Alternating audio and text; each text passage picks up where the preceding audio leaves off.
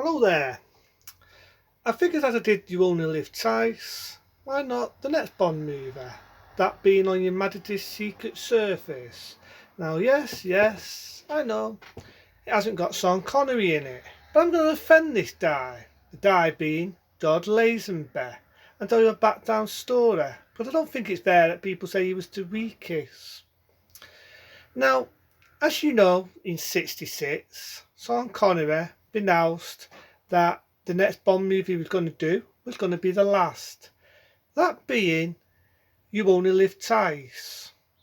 Now, though at the time, people thought it was going to be the end of Bond. But Albert R. Bottler and Harry Swordsman did not want it to be the end. They did not want to see the end of Bond. They looked for a lot of actors to take the role. And that is when they found George Lazenby. Now I'm going to offend Lazenby. Originally, George Lazenby had dark brown hair. And, it was how it was. And they got him to dye his hair jet black. And basically tried to make him look like fucking Sean Connery. I shit you not, even had the same hairstyle. Which is funny, because Sean Connery, as we all know, even in the 60s,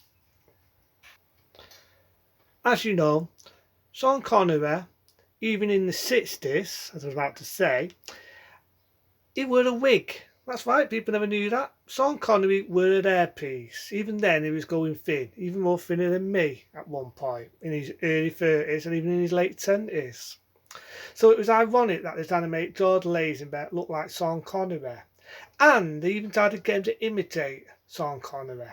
But if you look at George Lazenby in another light, he tried to make Bond his own, tried to make it more into depth with his witty one-liners and so on, tried to make him more human.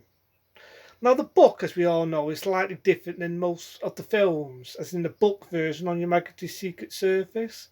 It did not have a happy ending, same as it does not have a happy ending in the end of the film. What caused George Lazenby to almost cry where reading the book version of On Your Majesty's Secret Service. Let's not forget it had Diana Rigg from The Offenders, who not long left The Offenders to appear in this film, and it had Zacharifakis as Blowfield.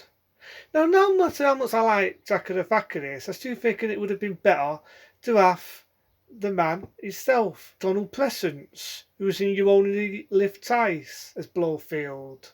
But, new Bond, a new look. In the main tickets, you will notice it had lots of different Bond films, from the original Doctor No right up to You Only Live Twice. The reason for that was because when George Lazenby was being announced as the new Bond, a lot of people thought it was going to be a different character altogether. So basically, it was to let people know that yes, it is a new guy, but it's also the same character. Funny now, because nowadays you order just change the actor and that is it. I do like the opening where you don't feel it, even though you would have saw the trailers and posters and marketing, you knew already it was going to be George Lazenby. But I do like the fact that you do have an ironic scene where you don't see the face or the fulfillment until he says his line.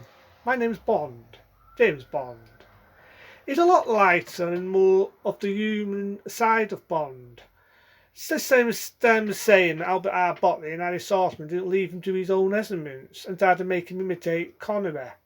It was only when Roger Moore took the role they allowed Moore more independence to become his own character. There were some brilliant air shots and street shots in the film where the skiing and he's skiing on leads in that. And the guy who did that was Bill Hamilton.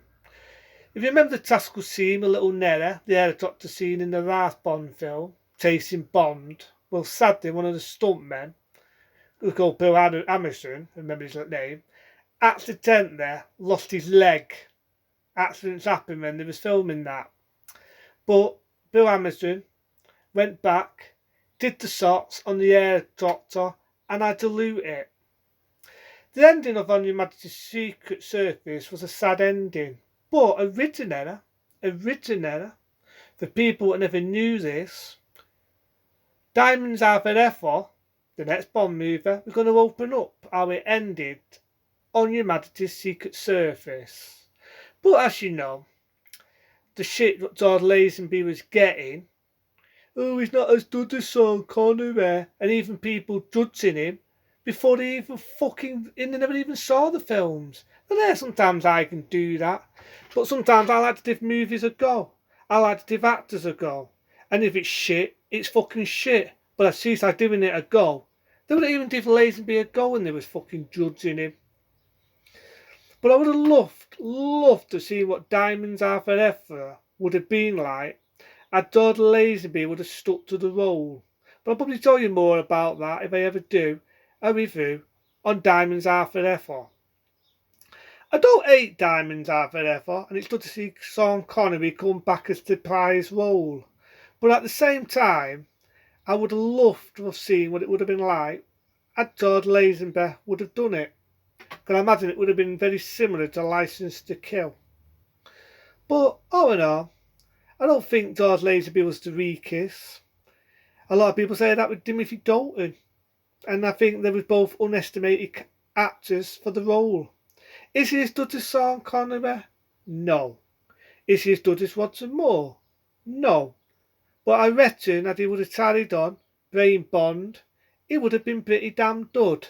It was just a shame that people never give George Lazenby his shot, and I was too old for the role. You'll never see him again as Bond, which is a damn shame.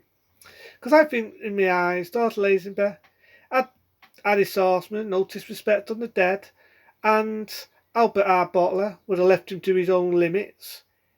It would have been pretty good. I wouldn't have dared to make him into another Connery.